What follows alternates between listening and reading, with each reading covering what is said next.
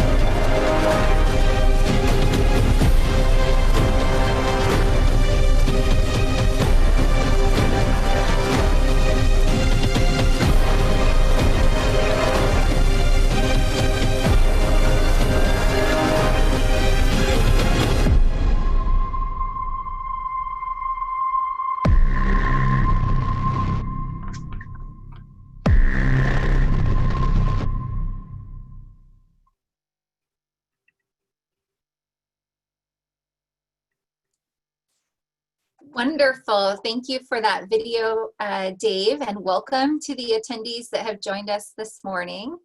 My name is Tiffany Scruggs, and I'm one of the helpers today with the Procurement Technical Assistance Center supporting Dave and his team at the U.S. Navy to host today's Industry Day. With that, Dave, do we want to go ahead and launch the first poll? Yeah, if you would, please launch the first poll. Very good. We want to know who's here today. So there should have been a pop-up on your screen that asked you that question. And as you guys fill that out, I'll talk a little bit about the other screen that you should be seeing, which is a little bit about the Procurement Technical Assistance Centers. They're known as PTACs.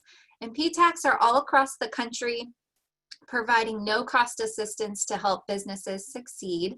It's a delight and a privilege to work with the Navy to host the Industry Day today on our platform. You can find your local PTAC at the Association of PTAC website listed on the screen, or you can always contact me directly and I'll match you up to the PTAC closest to you. We're funded in part through the Defense Logistics Agency, which allows us to offer our no-cost resources, and we are dedicated to helping businesses succeed in selling to the Navy and other government agencies. So put us to work for your firm and let us know how we can support you. With that, it looks like most people found the poll, Dave, so I'll go ahead and end the poll and launch the results so we can see who joined us today. I'm sharing the results now, and it looks like a big chunk of folks are small businesses. And then a broad range of socioeconomic categories. So Dave, go ahead and I'll turn it over to you and mute myself. Excellent. Well, thank you everybody for joining us today. I wish you all a good day today. My name is Dave Walls, if you don't already know me, and I am the Deputy for Small Business here at the Naval Undersea Warfare Center. And we're happy that you're taking time out of your day today to join us on to learn a little bit more about NUWC Keyport. And this is our second of 6 industry engagement sessions. Typically we have one large industry day, but because of the COVID-19 and the quarantine and all that good stuff, we're doing it virtually. And today is session 2. If you missed session 1, it is going to be uploaded on our NUWC Keyport website.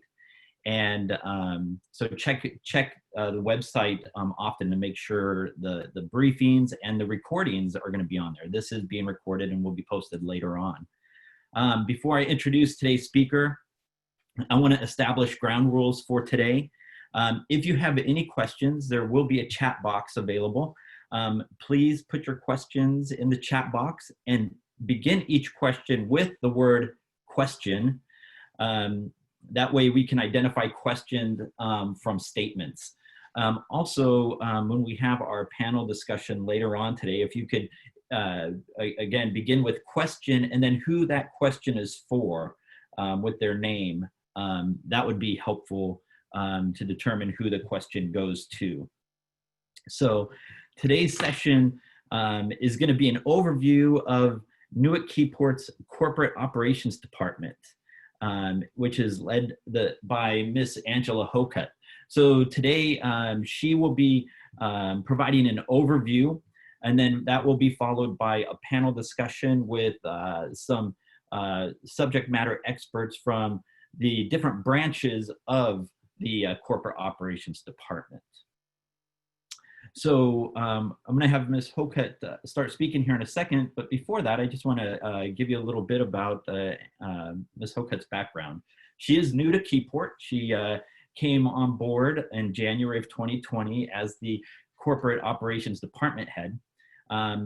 Code 10, as we call it, the Corporate Operations Department, provides oversight and regulatory compliance, monitoring, and support for human resources, infrastructure, facilities, information technology, information and physical security, property management, public and congressional affairs, and corporate business planning activities.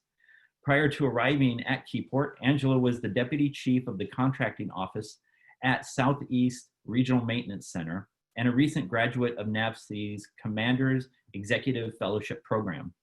She has a variety of experience attributed to the Commander's Executive Fellowship Program with rotations at U.S. 4th Fleet, the Naval Experimental Dive Unit, U.S. Special Operations Command, and the Tactical Innovation Implementation Lab. Prior to that, she had 20 years of government contracting experience from the Naval Sea Systems Command, Facilities Command, Naval Facilities Engineering Command, and the U.S. Air Force. So with that, I'll hand it over to Ms. Hokut. Angela, the floor is yours. Okay, can you see me? Yes, I can see you. I can't see me, so that's on.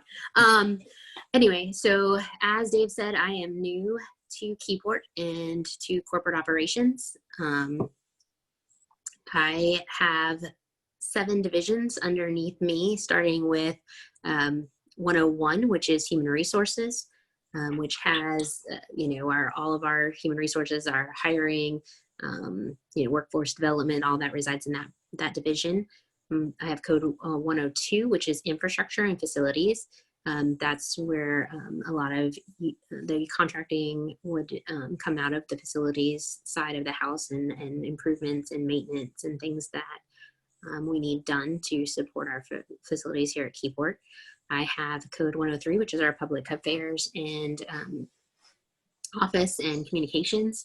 So they provide all the communications out into the news sources and things like that. So any news stories you've seen about Keyport have come through that public affairs office.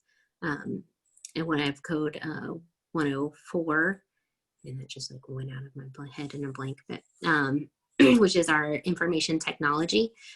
So all the support for our software applications, as well as computer assets and things, comes out of Code 104. Code 105 is security. So your visit requests and things that to come onto Keyport would be going through that office, as well as cybersecurity comes through there. Code 106 is a plethora of things. It's corporate business, but they do a lot of our data calls. They have our Lean Six Sigma office, and then they run Inspector General, Management Internal Controls currently. So that's what 106 does. And then lastly, Code 107, which is property management. So they do all of our inventory, our supply type purchases, the purchase orders go through there. So that's another place where a lot of the small businesses would interact with us, would be primarily Code 102 and 107, supported also by 105 with access to the facilities. So that's kind of an overview of corporate operations and who we are.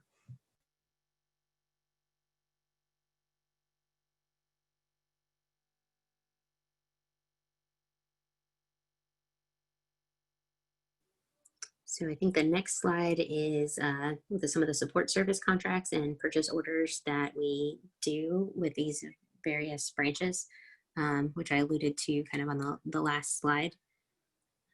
We have an admin support service contract, some base-wide facility infrastructure support, a graphics support contract, as well as information technology support.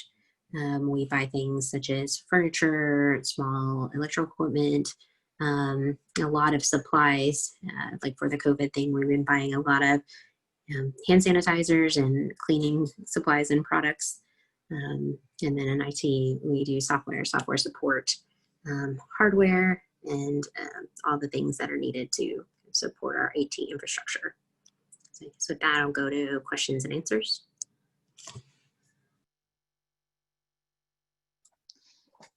Great, thank you, Angela. This is Tiffany, and I'm helping to monitor the questions. And again, to the attendees, if you could add the word question before your question in the chat function, that would help us out. I was curious, Angela, if you could talk a little bit about the vehicles you use to purchase, the procurement vehicles. So we use a mix of procurement vehicles and a mix of contracting shops. We do contracting through our local Keyport Code 02, as well as with NAFAC Public Works over at Bangor, as well as the Army Corps of Engineers. And they have, various tools that they use, whether they're indefinite delivery, indefinite quantity contracts with supplies and base operating services, or, small purchase orders, standalone for some of our supplies. We order through DLA, we order through GSA. So I think our contract vehicles are as varied as the items we purchase. Great, thank you for that. And I don't know if this is the best question for you or maybe Dave, but curious about SeaPort service contracts and when there might be another on-ramp for that. I can answer that one. So SeaPort, that is our multiple award contract vehicle that we use at Keyport and really throughout NAWC and the Navy. And about every 2 years, they open up SeaPort for an on-ramp. The last I heard is they're looking at putting out the request for proposals to on-ramp, which they call rolling admissions. And that's supposed to come out the fourth quarter of this current fiscal year. And then they're hoping to have the awards by the later part of the third quarter or beginning of fourth quarter of FY21. They will be posting the rolling admissions, or excuse me, that request for proposal on beta.sam. So continue to look for any information from beta.sam with that Seaport RFP. Great, thanks, Dave. And then a few questions from the audience here via the chat. Angela, do you see any IT and HR training this year in 101 and 104?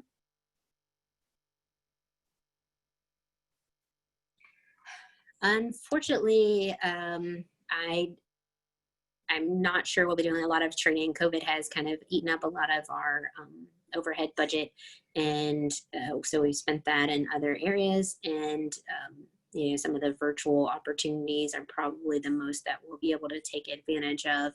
You know, if we can take a round turn on some of these extra costs that weren't anticipated. Great, thank you for that. A question from George for a service from George to Angela. For a service contract currently in place, how do we find out the company awarded the contract and if there's any subcontracting opportunities? An example was infrastructure. Honestly, as a prior contracts person, I'd say the best place to look at there is the award announcements. That's typically on, you know, your SAM and FedBizOps, because those they have to publish all those awards such that subcontracting opportunities are published. But obviously, the best place to reach out is to our O2 contracting personnel, or depending on if it's facilities, then the NAFAC contracting shop should be the best to answer that. Thanks, Angela. And George, for that question too, PTACs love scavenger hunting, so we'd be happy to support that effort as well, as if you can't find what you need. We're pretty skilled at navigating federal procurement data systems, and might have subscriptions to other systems as well. Excellent. And also, I'd like to add, Tiffany, for any type of subcontracting opportunities, you can always contact my office as well, the small business office. And for a Seaport contract, I do have a list of Seaport holders, and I could definitely you know, provide you a list of those companies, and that way you could start working out some relationships and maybe some teaming to participate in some of those contracts. Great, thanks. Another question on the chat from Richard is the contract for admin support services and financial program management support that expires July 31st. It's the first bullet on the slide right now. Is that going to be recompeted inside Seaport or another contract vehicle? It has actually already been recompeted. Typically, when our contracts expire, we start the competition like well in advance of the expiration date. As far as the status of that particular procurement, you need to contact our Code O2. Okay, great, thank you. We have a question from Janet. What socioeconomic category, if any, will the infrastructure solicitation be released under? For example, women-owned.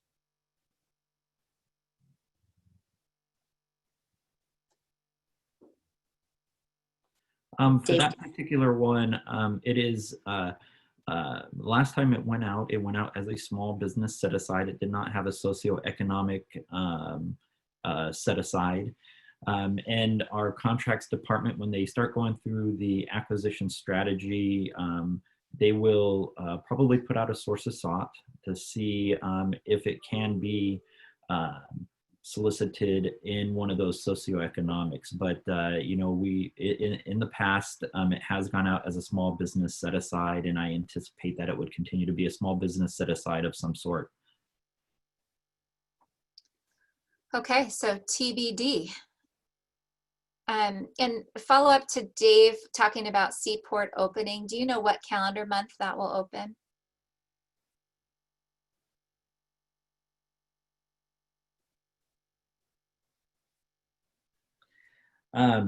My guess is it'll probably, I would start looking probably around August, September timeframe. That's going to be the last part of this fiscal year. I can't imagine that it's going to be out in July. So I'd start looking probably around August or September for the announcements on beta SAM. Great, thank you. A question for Angela from Michael. IT software support. Is there any custom software / process development inside that scope of work? Again, being new to Keyport, I'm not entirely sure. I know we do it's some internal programming and things of apps. So a lot of times those are service contracts to hire those type of personnel as needed, or those type of services as needed. Okay, very good. And Tiffany, I'd like to also include, save that question or ask it later, because we're going to have a panel here in a little bit. We're going to have somebody from our IT department that might be able to speak on that a little bit more. Hold on to that question for later on. Very good, thanks, Dave. And we do have a question about additive manufacturing. I assume that Angela, that's not under her. Do you see that question there, Dave? About there was interest from Keyport about additive manufacturing, or maybe. Yep, and this is Johannes. So that would be a different code 30, which will be coming up. And I responded to that question specifically to Balder. So answered his question specifically, but yes, it's a different code 30 that works, and code 32 specifically that works on the additive manufacturing. Excellent, thank you. A question for Angela from Richard. What do you look for in a small business in terms of capabilities?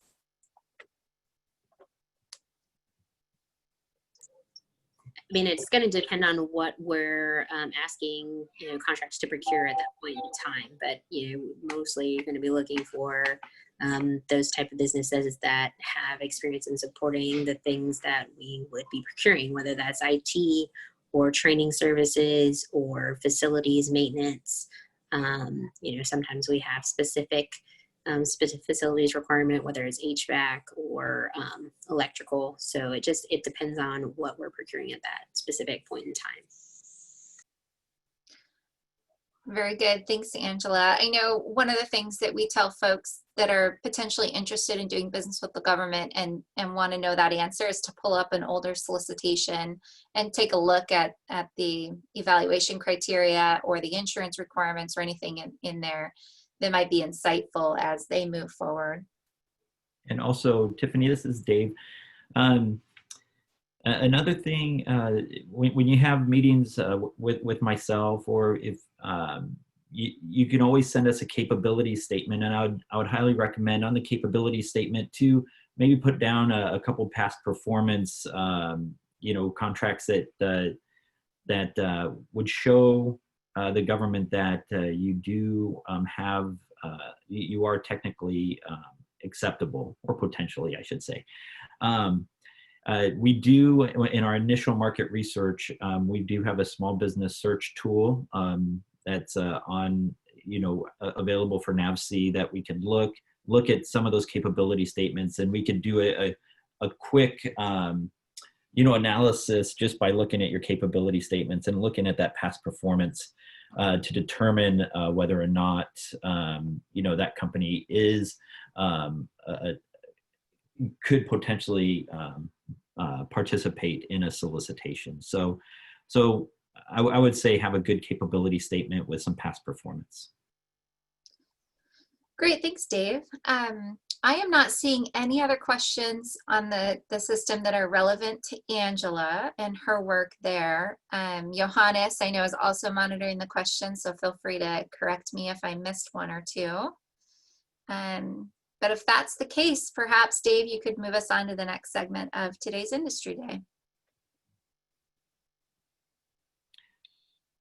Excellent. Thank you, Tiffany. And moving on, we're going to have a panel discussion as I mentioned earlier, and first of all, I want to thank Ms. Hocup for providing a great overview of the department and answering the questions from the audience.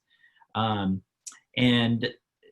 we're going to move into our panel discussion, and our panel today is going to include Mr. Josh Allen from our IT operations branch. We're also going to have Mr. Jared Peterson from our facilities branch, Mr. Chris Luzik from facilities, and then we're going to have a couple of our contract officer representatives who work directly with our service contracts, Miss Deborah Howard and Miss Leanne Fowler. But before we get started, I'd like we have another poll question. So Tiffany, can you pull up the poll question? Sure can. All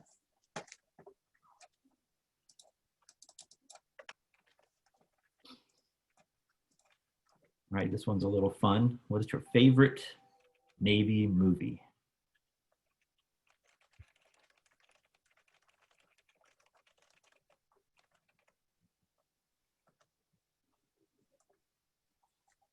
Very good. We've got about 59% of the folks voting.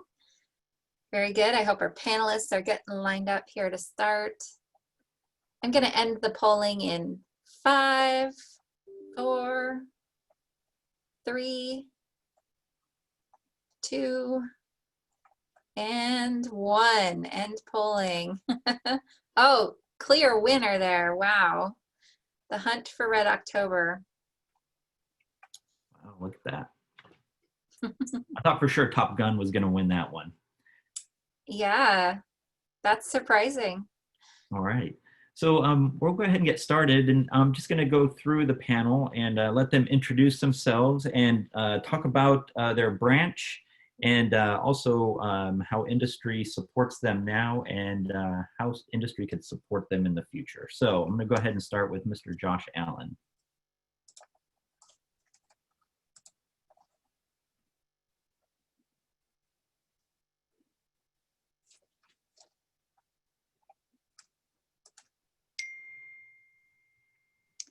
And Josh, you're muted.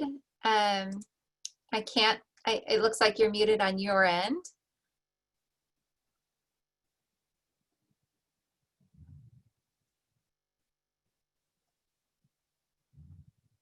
All right, well, we're waiting for Josh to figure out his audio. Dave, there was a question, if you could show the previous slide one more time again.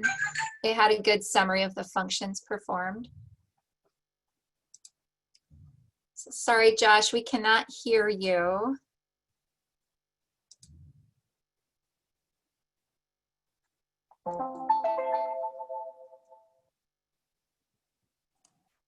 Oh, there you go, Josh. Welcome. Can you hear me now?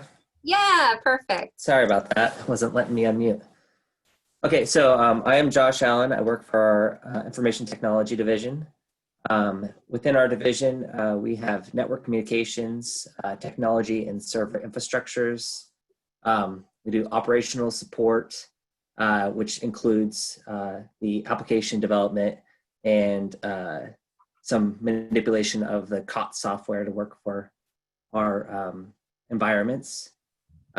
We also have information cybersecurity and like firewall deployments, and then telecommunications.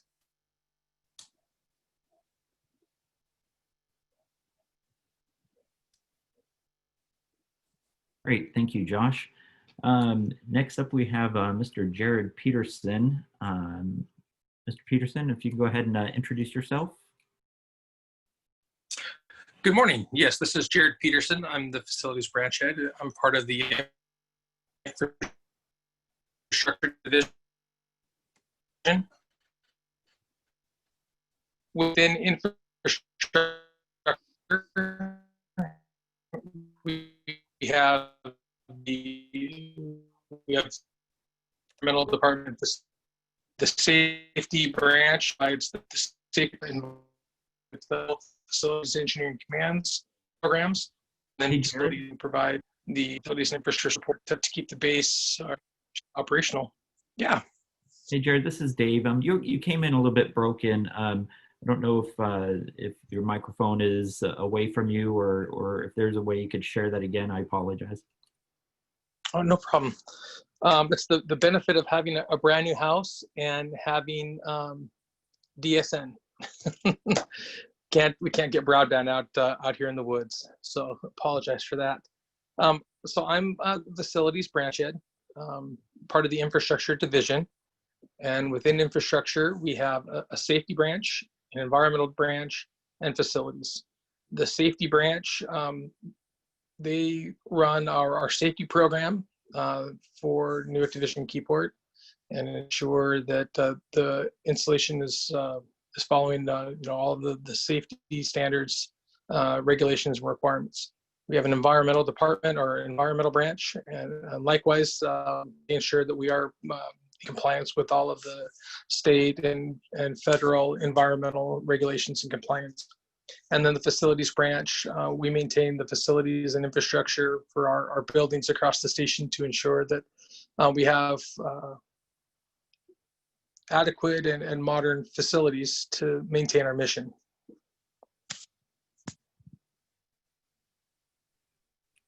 Excellent, thank you. Mr. NUWC, were you able to get on? I saw an email earlier that you were having some problems. Are you able to come on?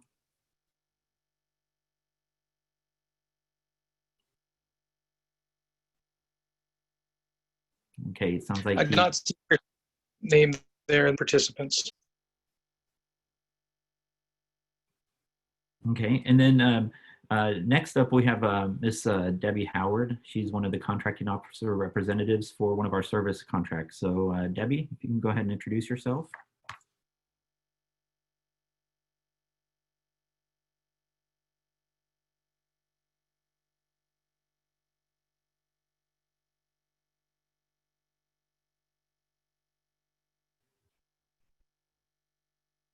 And Debbie, we're not getting anything, no audio. Are you muted right now?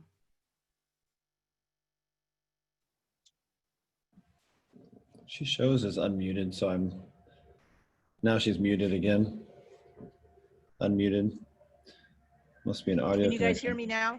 Yep. Okay, I'm sorry about that. Again, I'm Debbie Howard. I'm currently the core on the admin support contract within Code 10, and then I'm the alternate or a core for the graphics and the infrastructure support contracts within Code 10. Great, thank you, Debbie. And Miss Leanne Fowler, if you can go ahead and introduce yourself.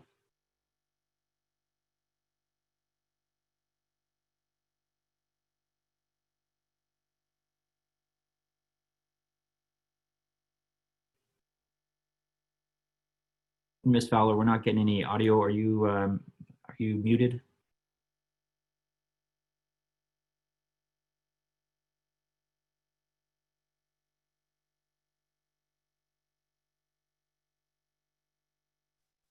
Hey Dave, this is Deb. I see I just got an email from Leanne saying her audio is not working. Okay, well, great. Well, luckily, Debbie, you are the A core, so you have some background on Leanne's contracts. And Leanne is the core for the graphics contract and the infrastructure contract.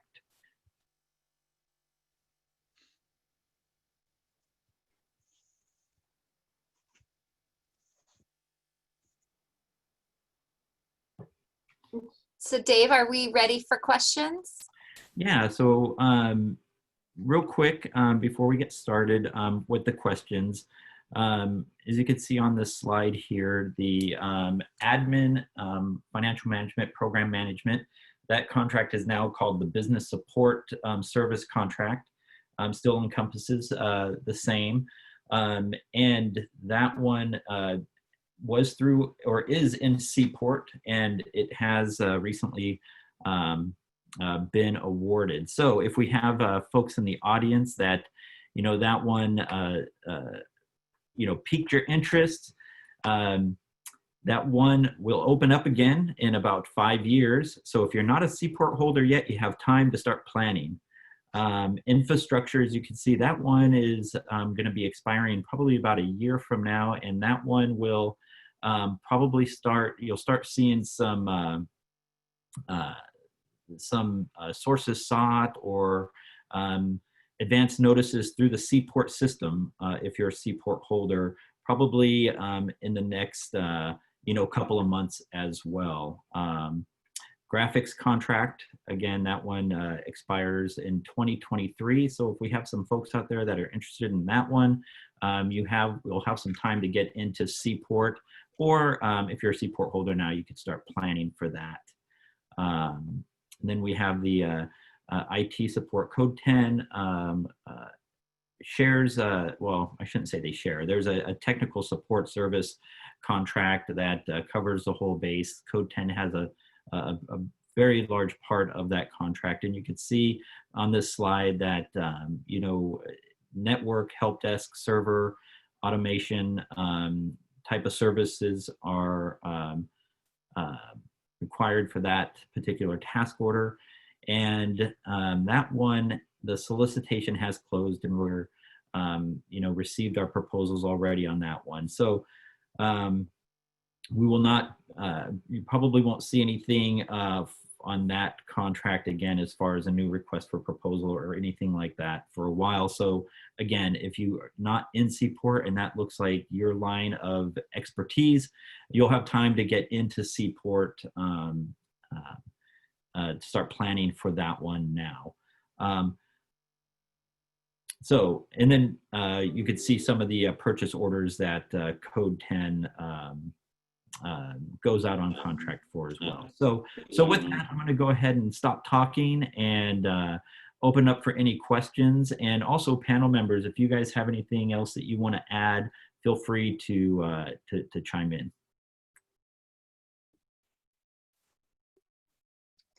Great, thanks, Dave. One question that came in was from Mike.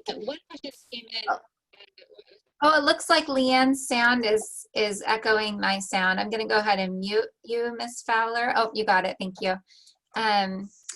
Related to sources sought notices. So Dave, maybe you could provide an overview of what that is, and the panelists can chime in as to when they're used.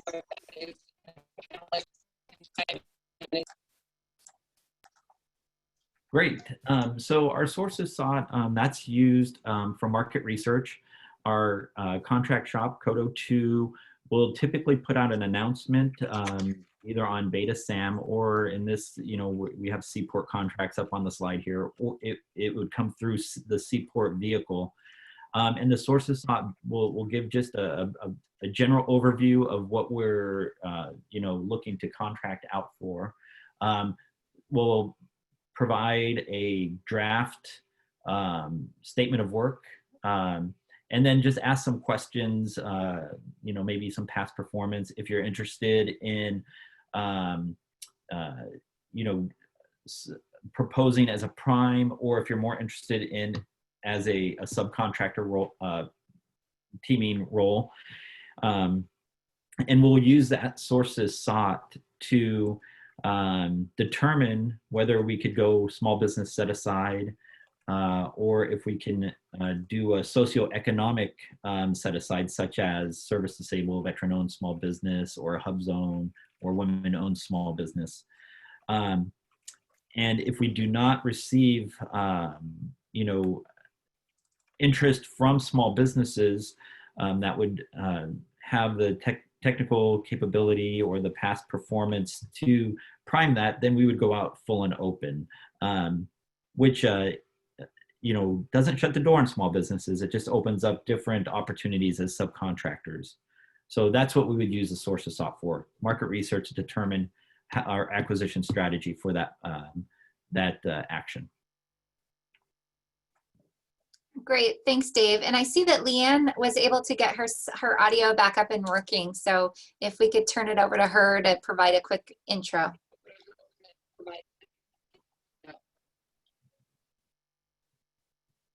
Ms. Fowler, are you there?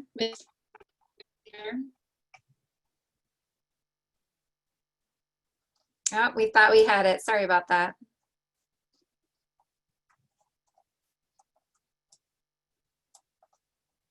All right, turning back to the questions, and hopefully we can get her sound working soon.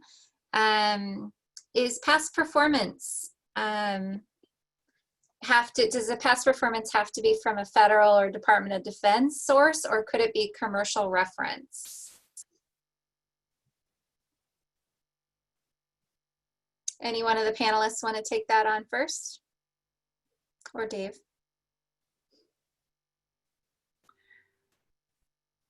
I could take that one on. So with past performance, of course, we want to see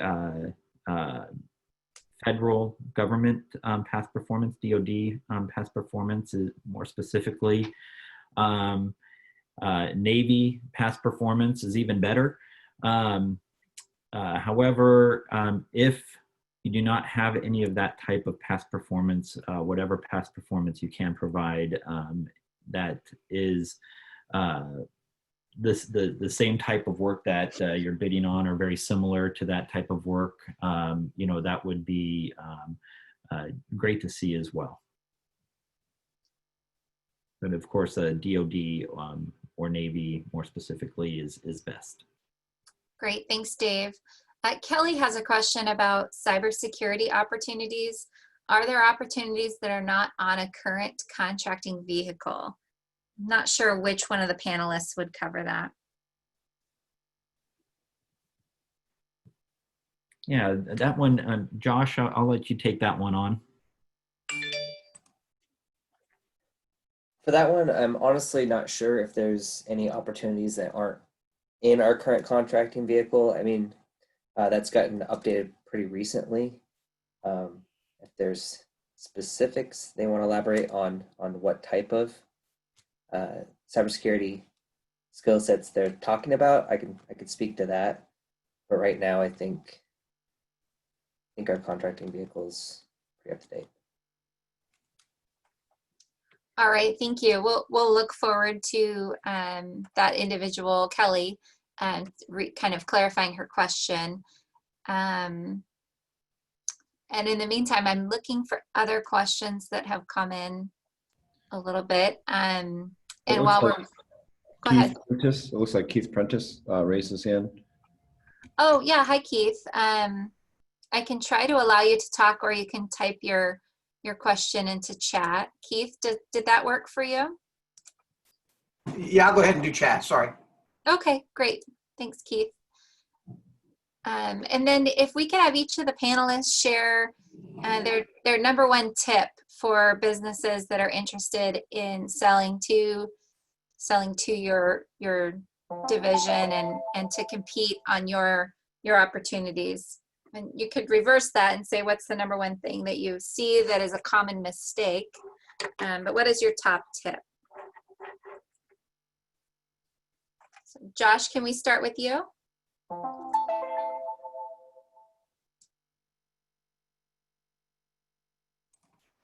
Sure. I think for us, having a clear understanding of what is going to be expected of the services that we might receive, having it detailed out for us is probably the number one thing. There's a lot of times back and forth trying to get a good understanding of what we put out for bid versus what we're actually going to get from the companies. So having that established up front just makes the whole process go a lot smoother. Great, thank you for that. Deborah or Jared, do you have any ideas on your top tips for common areas of challenge that you see businesses make? Well, one of the things that I see from the solicitations that we put out that people can put proposals in for is I guess for lack of a better way to put it, they don't actually read what we're requesting, and so they don't either provide the details so we can thoroughly evaluate what they're providing, or they're vague, or they misunderstand what we're requesting. So during the open period, instead of asking questions, they submit something that really is not answering what we've requested. So I would suggest that you really read the solicitation well, and if you have questions, put in question or request responses to your questions so you totally understand what we're looking for, so we can give you a fair evaluation on your proposal. Great, thank you for that insight, Deborah. Is there any other panelists that want to take a crack at it? If not, we'll move on to the questions in the audience. Josh, there was a clarifying question from Kelly. Kelly's company provides cybersecurity services and staffing. They're currently on NASA SEWP for cyber only, wondering if there's any other mechanisms outside of that contract vehicle that they should pay attention to.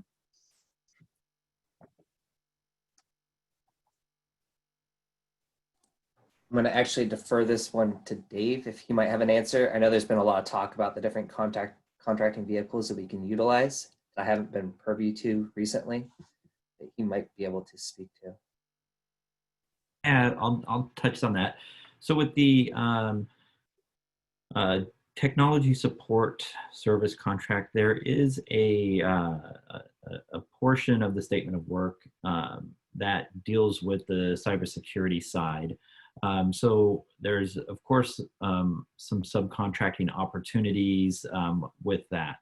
However, like I stated earlier, that one had just closed, and that's in the review process. But I would encourage your company to look at the NAWC long-range acquisition forecast and maybe look at some other opportunities. Also, talk with NAVWAR Command. They would probably have some opportunities as far as cybersecurity goes.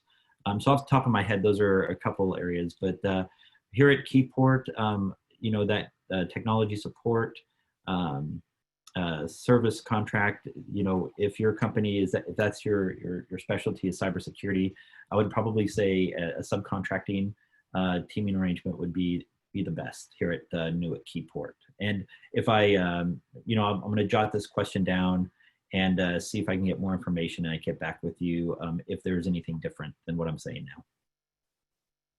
Great, thanks, Dave.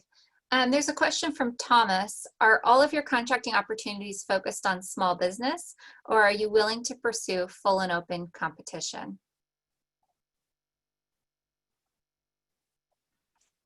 I can take that one as well. So the majority of our SeaPort actions are set aside for small business. However, we do have a few engineering service type contracts that are for full and open competition. So you would have to be looking on our, and I can provide you our SeaPort forecast if that would interest you. On the single award side, you know, you know, some of our larger dollar contracts, again, we do a source of sought to see if there's small businesses that are capable and can prime those, but we do have more of the full and open competition on the single award contracts. Great, thanks, Dave. There's a question from Keith as a follow-on to the cybersecurity discussion. How does a cybersecurity technology provider engage? That is, we are not a service provider and would not bid against the IT support contract. We do provide traditional cybersecurity products as well as specialized technology widely deployed inside the Navy. How do we engage with Keyport?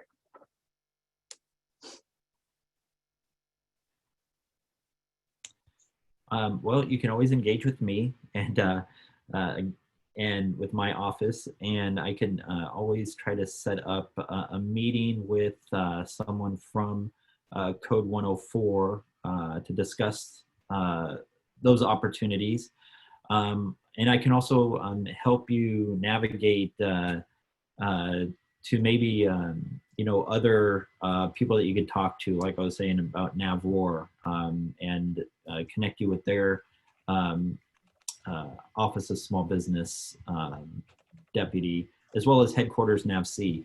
Also, you know, we do have one of our tech bridges, and Johannes Schoenberg is on as well.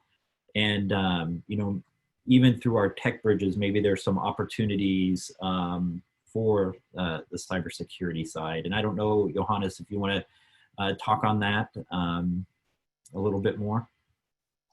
Yeah, so the TechBridge network is connecting kind of Keyport across the whole network of 12 different warfare centers across the entire Navy, across the country.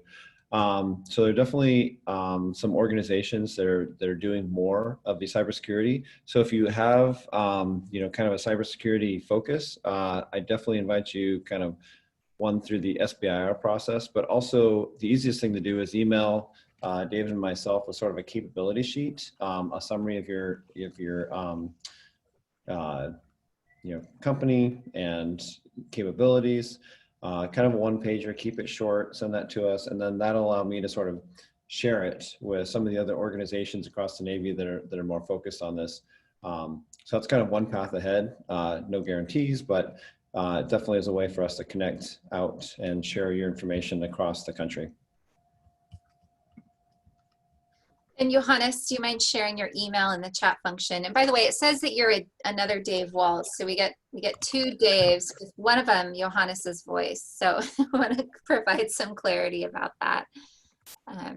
That is confusing. I noticed that. No worries. And the world could use another Dave. I mean, that's a good thing. Yes, and I see Johannes's email just popped up for everybody to see. Oh. It came to me. I will share it with all the attendees. And I'm looking at the chat function, and I don't see any other chats that, unless I missed one. Let's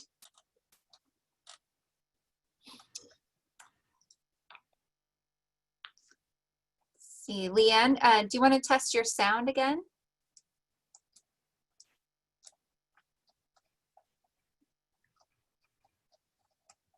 Still no luck there from an introduction with Leanne. Okay. Well, I do have one of our panelists, Mr. Peterson, with the facilities branch. Keyport is going to be doing something a little bit different that we don't typically do, and that's we're going to be starting to do some general contractor type of contracts. Can you talk a little bit about that?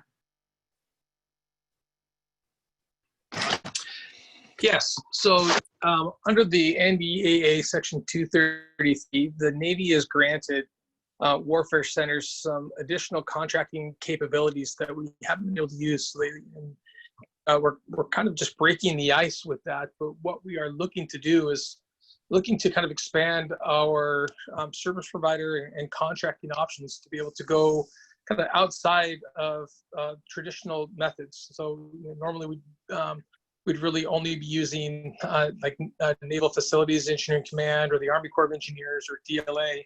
And with this new authority, we're able to broaden our horizons to go out and to look at the local community, try to target small businesses, and do more open procurement to try to get a better value for the government.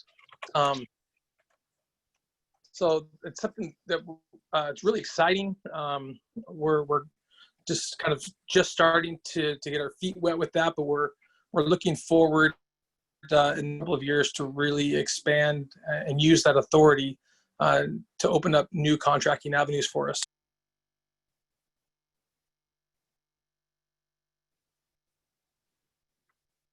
Great, thanks so much, Jared, for providing that information. And I don't know if we have any general contractors in the audience today, but you know, I do want to just encourage you to be looking at beta.sam for those opportunities, and also start connecting with me because our small business search feature typically doesn't have a lot of general contractors, and I'd love for that to grow as so we can have a bigger pool when we start our market research. So Tiffany, any other questions pop up in the chat? No, I am not seeing any. It's looking like we might have covered what people needed. Okay, well, I do have another question. Or Miss Debbie Howard, one of the contracts that we have at Keyport is vending machines. So we have vending machines and drink vending machines that we have a contract out for. I have at some of my outreach events that I support PTAC at, have met some companies that actually make snacks locally, and they want to see how they can put those snacks in our vending machines. So do you have any tips for a company like that, Debbie? So Dave, we actually are monitoring those machines for NEX over at Bangor. So I would recommend contacting the NEX folks over there. And they have to approve and control what goes into those machines. So I would and contact them first, and then if they can get on that list, then they contact us as a user to see if we would want that product in there. But it's over at NEX is where people would want to start. Excellent. Thank you for that, Debbie.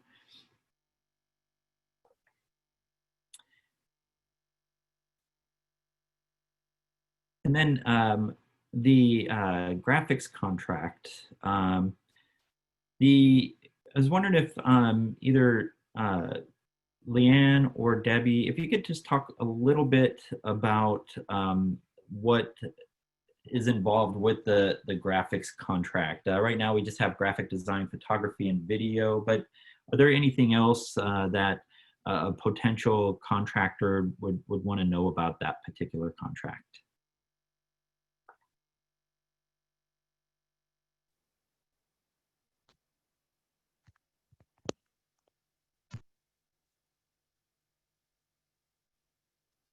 I'm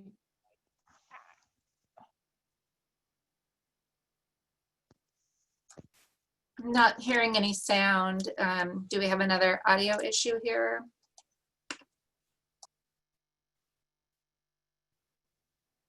Can you hear me now? Sure can. Thanks, Deborah. Yeah, for whatever reason, a little technical problem here. So basically, we have 4 major categories in the graphics contract. Large format media, small format media, photography, and video. So basically, things like pamphlets, flyers, maybe small wall pictures or something would be one thing. Then we may have banners or large photos or media type boards. And when I mention things like that, it could be anything that's mounted on a foam board to maybe a waterproof banner that we would hang outside for, you know, a Keyport event, like our not industry days, but one of our heritage events, or Keyport Con or something like that. So anything that would promote the advertising of special events or what Keyport does as a station, and with multiple mounting type potential. Photography would be anything from photographing maybe special visitors on a tour to passport photos, to maybe a group photo of a work-related training session, or maybe a hardware photo that somebody needs a photo of, or something to that effect. And then the one area I think where we are growing and we're changing a little bit is in the video world. We started kind of with some basic training videos, and that is elaborating into where our captain now has a captain's corner where he may answer a question, and then it's posted up on our Keyporter, so people will, get a firsthand display of the captain answering, questions that are specific and pertinent to Keyport. We have a get to know Keyport type of video for when we're recruiting. So we're really expanding that video capability. Other than that, Dave, do you have anything more specific you would like me to address? No, Debbie, I think you covered everything. I appreciate that. There's a lot of times I'll go out on my outreach events and I'll meet a lot of companies that this is kind of their specialty. And so I wanted, hopefully some of them are in the audience today. And, you know, it's a good background on just what that contract can provide. So I appreciate that. Dave, there was a question about a small business contact at NAICS. Is that you, or is there another contact there? Yeah, that is not me. However, I could definitely try to find a contract POC or I don't think they have a small business person with the exchange, but I could definitely look into that and see if there is someone that they can connect with. So if they can just send me an email, and I'll put my email in the chat real quick here. Great, thanks. On behalf of Ian, who asked that question. Oh, and thanks to Deborah. There is a media company here today that appreciated the info. Will you be supplying the point of contacts for all the panelists today, Dave, or do they all flow through you? It would be better if everything flows through me. I'm kind of like the gatekeeper, but the panelists are typically available if we do need to have some type of discussion. And if you do come through me, a lot of times what I'll do is go to that the person, the panelist, ask them if they mind if a company calls them directly, and you know, for the most part they'll say it's okay. But yeah, I'm kind of the gatekeeper to try to answer the questions before it has to go to them, or I could set up a meeting where all of us could sit together. Great, thank you, Dave. I appreciate that, and I appreciate your accessibility. And you've always been at dozens of outreach events throughout the year, and now offer them virtually, which is a great way to connect with businesses. So thank you for that. I don't see any other questions at this point. Dave, did you have any that you wanted to make sure got covered today? No, that's all I have. I just want to encourage the panelists out there to keep looking on beta.sam for opportunities. If you're interested in getting into SeaPort, you know, look for that opportunity when they do the next on-ramp. You can always talk with me, and I could help you out to find companies so you could do some teaming arrangements. And outside of that, you know, I just want to go ahead and close today's session. I really appreciate everybody taking their time out today to participate. I want to thank our panelists for providing their time and volunteering this hour to participate. So thank you, Mr. Allen, Mr. Peterson, Mr. Luzik. I know you tried to get on, and maybe you were listening in.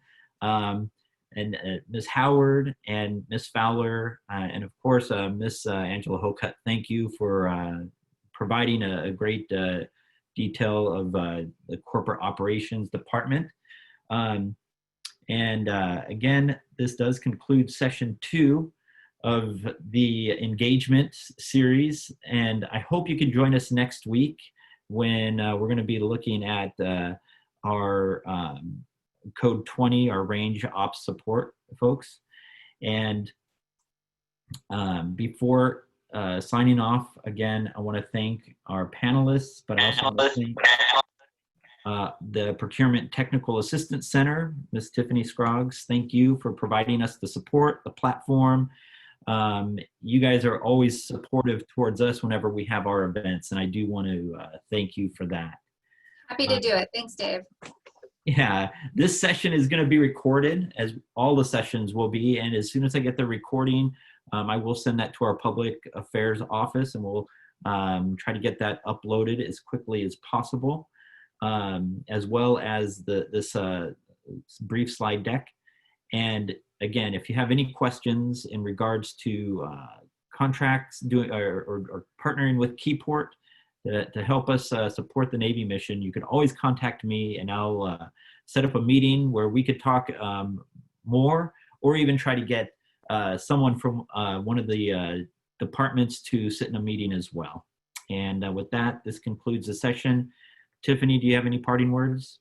No, thank you everyone for attending. Enjoy your afternoon. All right, thank you. We'll see you next week. Thank you. All right, take care.